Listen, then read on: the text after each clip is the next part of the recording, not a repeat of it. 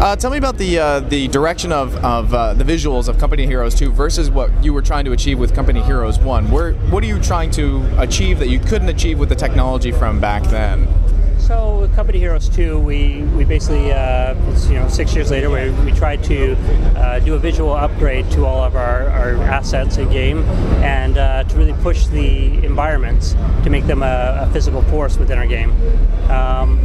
For the most part, we didn't go diverge strongly from the original, because the first one was still a great game. Taking advantage of doing better graphics, a little higher poly count, pushing our shaders more.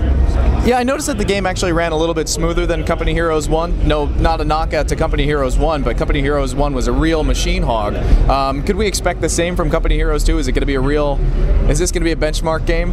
So it is a benchmark game. However, we worked really hard to make sure our min-spec was still playable for most computers. So if you have a mid-spec computer, you're going to play quite well on your system. If you have a high-end computer, though, you're going to really get to see it taking advantage of like DirectX 11 stuff, and some of our weather stuff is just very, very cool to see in those computers. Let's talk about explodability. How much of the terrain can be destroyed, or is everything pretty much destructible? Pretty much everything's destructible. Some of it's a little more permanent, like in its final state, but you can pretty much destroy everything in the game. Nice. Okay, now, I just got done playing the single-player campaign of the game, or at least a portion of the single-player campaign, and now the open beta for the multiplayer is out there as well. How much focus are you putting into the single-player campaign as well for those of us like me who are absolutely atrocious at multiplayer online gaming? So we definitely put a lot of effort into our single-player campaign. That's one of our biggest audiences for our game as a single-player. We also developed the Theater of War with those people in mind, so it's more single-player and co-op experiences, which is a little more casual from the multiplayer experience. Not too casual, though. We're still going to get our butts kicked if we wanted to, right? We'll still get your butt kicked, but there's a graduated level that you can come in there at. So as you achieve higher, you can ramp up the difficulty. Let's talk about historical accuracy too as well. A lot of people who play these games are also history buffs as well, or I should say history fans. How historically accurate are you trying to go for, or is it a little bit lenient just for the sake of getting more explosions in?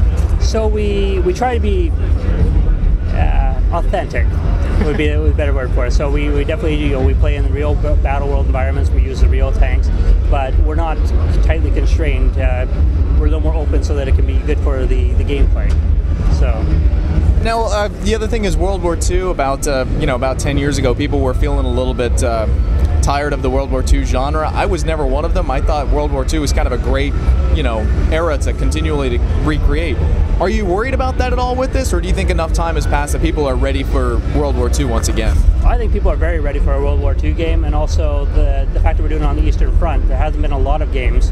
There's been some, but there haven't been a lot of games that have really dealt with the Soviet end of the war, which was a large portion of World War II that is largely ignored by us. So. Is there an American campaign at all? No, it's just Soviets versus the Germans. So you start in 1941 and you push from Stalingrad all the way to Berlin.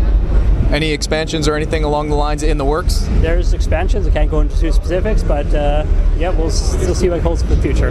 Good to know. Okay, so PC, when are we expecting a release date? So we're in open beta right now, so if you want to try out the multiplayer, you can just go to Steam and download it right away.